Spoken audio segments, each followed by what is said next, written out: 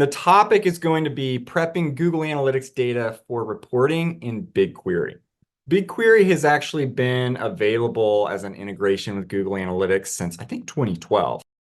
As you can see on this very simple flow chart, data flows directly to Google Analytics. Once that data is in Google Analytics, it can be passed into a Google Cloud Platform product called BigQuery. A lot of people who I work with, my clients, are using a very similar flow chart, but they're having Looker or some other BI tool plug right into Google Analytics.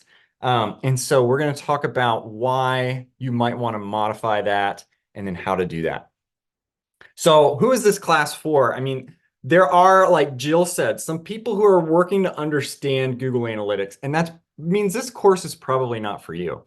We do assume that you have some fundamental knowledge of the data structure. So what events are, what parameters are, and user properties. You don't, though, have to be an expert in SQL. All you need to do is be able to copy and paste and follow along. You don't have to be a data engineer or super familiar with anything related to data engineering. We intend to walk you through all those details. So there are going to be a lot of people in the middle of this spectrum who they understand GA, but they're not using BigQuery yet. Maybe because it's intimidating. You feel like you don't have the skills. Maybe you don't know what it would cost. So we're trying to make this course for everybody in that middle ground. If you're already orchestrating data pipelines, you're familiar with tools like dbt and Dataform, then this course is probably going to be just repeat for you. And so, you're on that far end of the spectrum. We're trying to target those individuals who are in the middle there.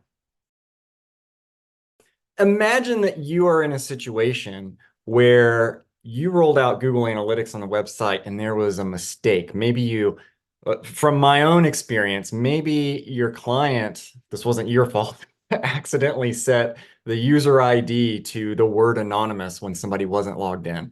And it caused your bounce rate to go crazy and the count of users to look crazy. In the reporting interface in Google Analytics, you're out of luck. You can't change historic data. But if you're set up to use BigQuery, you can go through and you can recalculate metrics that were captured incorrectly. And it can really be a lifesaver. You can't correct every historical problem, but there are a lot you can. So one of the things we're going to do in this course is walk through those use cases and how to do that. We're going to talk about scope. So if you try and pull a metric that describes a user, like the metric users, next to a dimension that describes a page or a single event. So you want to see how many users view a page. Sometimes, not all the time, sometimes you get really weird results in Google Analytics. And so we're going to talk about what the different scopes are. In Google Analytics data, there are 4 of them.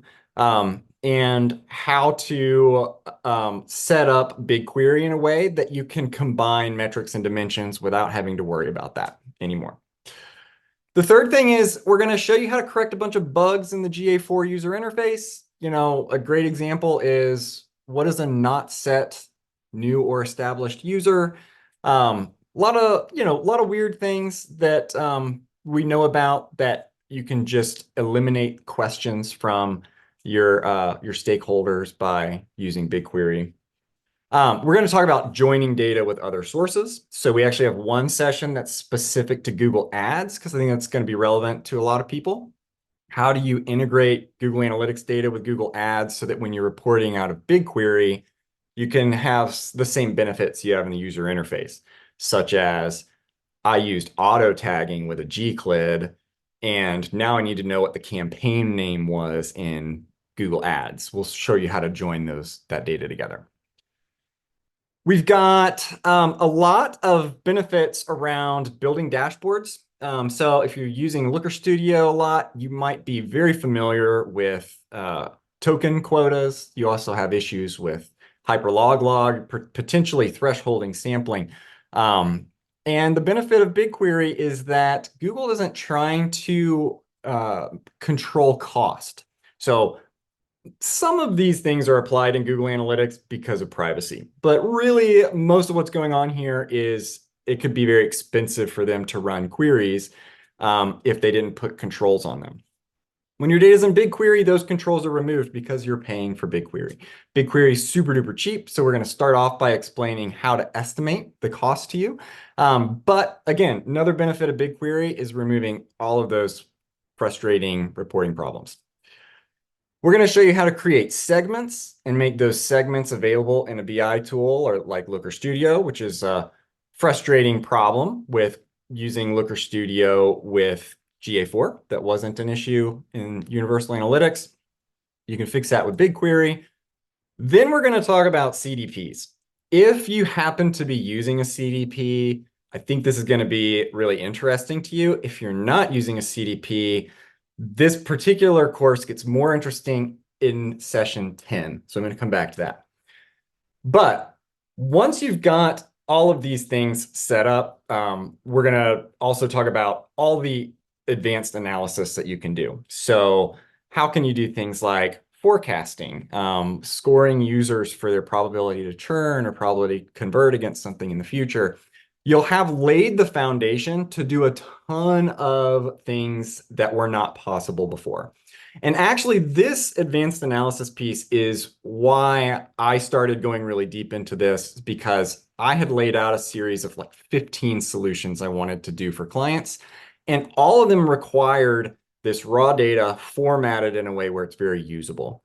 So this course is about a template that works for everybody, how to customize it, and once you've got that in place, sort of showing you, okay, here are all the things that you can do with the data now that you've got this foundation set up. So those are the 8 benefits. Brian and I are teaching the course. Excellent to meet everyone who I haven't had the opportunity to meet. I'm the founder and principal consultant at Dive Team, which is a Google Cloud partner, but we really focus on helping marketers make decisions with data and what we call master the marketing data stack. So we focus in marketing strategy, marketing analytics, data engineering, data science. Those are all my kind of expertise. Brian is a little bit more of a full stack developer. So Brian and I are both Google Cloud certified professional data engineers. We've both worked with Google Cloud a ton, BigQuery a ton, Google Analytics data. It's the last 10 years or so, we've been doing it almost daily.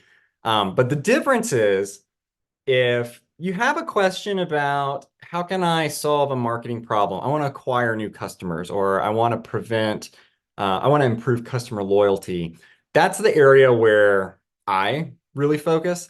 If you have a question about how do I set up a local environment, or continue CI/CD, real heavy developer questions, Brian is your guy. So the two of us combined, I think, will be able to help guide everyone through what we're trying to cover here. Okay, so there's 2 things we want you to take away at the end of our course. One is you will have a working data model in BigQuery. So we are actually going to walk everyone through the process of how do you do different things one at a time. So, how do I, for example, create an attribution model? How do I do identity stitching? So we're going to walk through this one at a time. And at the end, we're going to roll out a data model for everyone, help you get it live. And that data model is ready to be used on your data. Second thing that we're going to do is hand off a bunch of Looker Studio dashboards. So these can all be copied. They understand what your data is going to look like. You can plug them in and start using that data model right away. So that's great for those individuals who aren't too comfortable with SQL. You'll still have a way at the end of this course to benefit from having that data there without needing to write any SQL, because we've shown you how to create visuals on it. So how to sign up? The website, obviously, there's an event page. What we're doing for signups is a little bit unique. The plan is to say, if you'd like to reserve a spot, we'll take a $10 payment. What that does is it lets us know how many people are interested. And we also ask you in that link what your time zone is and your expertise level. So when it's about a week before the course's launch, We will then decide what the cohorts are. We'll email everybody. We'll work out a best date and time. If that works for you and you're ready to go, then we'll send the invoice for the remaining costs. So this is a $700 course. So the final invoice would be for $690. So you'll only be invoiced for that after you're in a cohort and it's scheduled. So that way, you understand your availability and if it works with the class and all that.